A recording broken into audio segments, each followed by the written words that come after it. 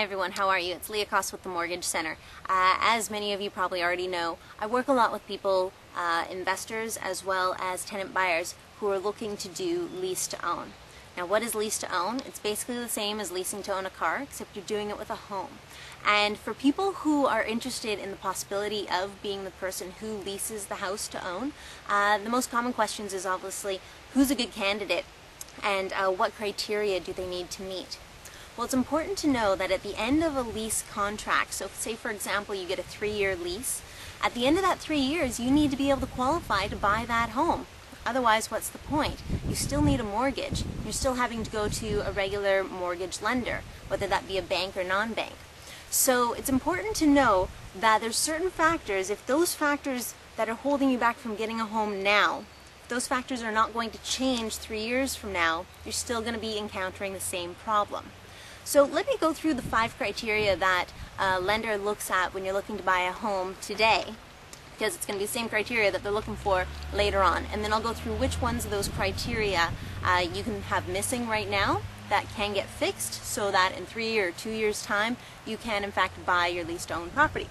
So the 5 criteria that banks look at is obviously your income. They want to make sure you can pay the bills.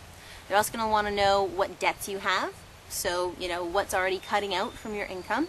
They want to know about down payment. Where is that coming from? Is that your own money? Is that savings? Is it a loan? Because that's going to impact things. That's basically another debt. They're going to want to know about your credit. And then lastly, they're going to want to know about the property. Okay? So those are the 5 factors. Now, what factors can obviously change? Well, when it comes to the property, that's something where you know, it's going to be obviously a case-by-case situation, and obviously the house that you go to buy, you're going to want to make sure it's a fairly safe house. You don't want to be dealing with anything too risque, because if policy changes on something where, for example, if it has knob and tube, you know, interior parts of the home, or if it's previous grow-up or something like that, you just want to keep it simple. You want to get a home that doesn't have any weird quirks, okay? But other than that, the other 4 things that are in your control and have to do with you personally, that probably has prevented you from getting a home. So the first one is credit. Credit is one of those things where if you have bad credit because you've declared bankruptcy, or you've got a bad track record, or you were young and nobody told you about credit and so therefore it got a little smashed up, with credit, with exception of some things where, you know, it takes 30 to 60 days to cure it, there's no real middle ground. Either your credit takes 30 to 60 days to correct because it's something minor and it's just going to boost your score up a bit, or if your credit's really bad, time is the only thing that will heal. So because of that, lease to own would be a great option for you if you just need time on your side to correct your credit. If it was a bankruptcy, let's get you with a secured credit card and let's start building your credit back up, and you know what, in 3 years you should be fine to buy that home as long as you followed all the steps that I would lay out for you and what you need to do to fix your credit. Okay? So if you are a candidate with bad credit, you are perfect for lease to own. If you don't have enough down, what is this one? This one's down payment finger. If you don't have enough down payment, lease to own could be good for you. For many of you, especially if you have kids, you know, maybe you have 2.5, 3 kids, and you can only afford, you can qualify for a home, but the problem is you can only qualify for maybe $200,000 or $300,000 simply because you don't have enough down payment to buy a $500,000 home, which would be ideal because then you have enough rooms for all your kids. This is also a great situation. With lease to own, typically, you know, some of them will say you can do 0 down, but I don't encourage that. I do encourage having at least 3%. With lease to own, especially the people that I work with, you only require 3%. Of course, you can give them 5%, which is also great, but if you don't have 5%, then this can be a great option, and lease to own would be a good option for you if you're needing a home outside your means. This one is the debt finger.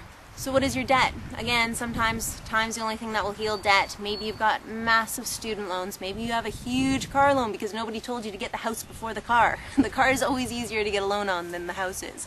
And once you get that $500 a month car payment, it's really hard to get your mortgage payment, depending on what you make. So with debts, sometimes, again, time is all that you need to pay off those debts. And in that situation, again, you would be a great candidate for lease to own. But it's important for you to know that it is on your onus to make sure that something changes from the start of your lease term to the end of your lease term. You must be paying down your debts. And again, I can lay out a plan where if you do X, Y, and Z, you'll be good to buy at the end of your 2 or 3 year term. But if you don't follow those rules, it's out of my hands. Last one is income. I left this one for last because this is the one thing where if it tends to not change over a 3-year term. Now if you're a student who's just gotten out and you're starting to move up the ladder, it's very risky for you to say, well, I only make 35 grand today, but my goal is in 5 or 3 years to make 50 grand. That would be nice, but what if you don't? Now you don't qualify for that home and all of your lease credits have gone out the window. It's a bit of a risky situation. As well, for people who are self-employed and they're going, well, this year was really bad, next year will be better. It's also not a very good bet. If you're salaried, obviously, I mean, you might get a bit of a raise, but is it going to make that much of a difference that you can qualify for the home that you want? Income tends to be the one where if you're just not qualifying for a home because you don't make enough money, I would say you are not a good candidate for lease to own. The only time that might not be the scenario is if you've just started your own business and therefore you just need a couple years under your belt or something like that, then maybe. But otherwise, the other criteria, great for lease to own. The income one, not so much. So if you don't know what category you fall into, or if you just are curious whether you can qualify altogether for a home on your own, or if you can't, is lease to own a good option? Give me a call. I have no problem sitting down and analyzing your situation for you, letting you know what I would suggest, and also putting you in contact with people who can help you to get into a lease to own property. So Leah Cost with the Mortgage Center, always happy to help. Give me a call if you have any questions.